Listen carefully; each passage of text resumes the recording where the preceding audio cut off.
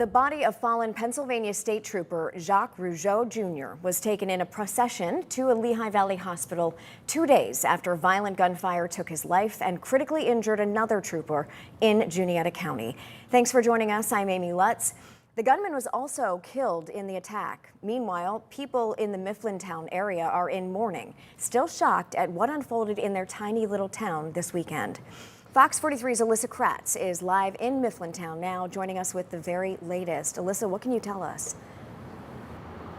Yeah, Amy, that's right. Driving through town today, we've seen all kinds of signs, ribbons like these, and just lots of support for the Pennsylvania State Police after what was an absolutely tragic weekend. Now, community members who I spoke with today say that Trooper Rougeau, along with really every officer that responded on Saturday, are true heroes. Linda Gray adds a cross to the memorial she and her husband started over the weekend in memory of fallen Pennsylvania State Trooper, 29-year-old Jacques Rougeau Jr. He was a wonderful person, and he gave his life to save the rest of the people in this area.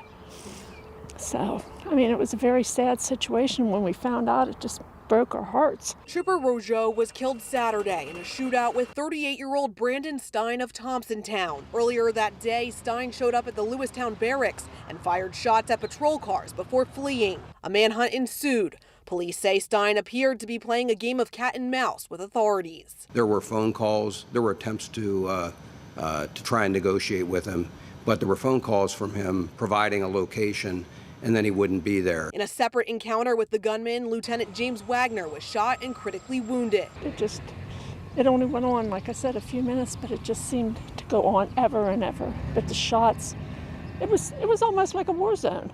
Simply as that. Fox 43 spoke with a close family member of Stine. She didn't want to appear on camera, but tells us he had mental health issues and was suffering from psychosis. His last text to me before he died was that the government was trying to kill him and he just wanted to live. She says her heart aches for the troopers involved and their families, as well as the entire community. I can't imagine their loss, and they were brave.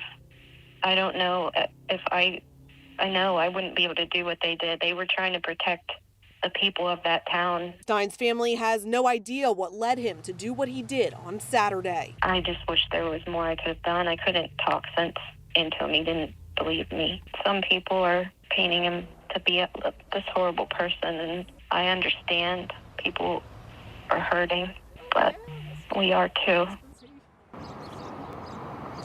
Now, the Pennsylvania State Police have the grim task ahead of planning a line-of-duty funeral for Trooper Rougeau. Meanwhile, Lieutenant Wagner, he remains at Hershey Medical Center fighting for his life. Reporting live in Juniata County, Alyssa Kratz, Fox 43 News.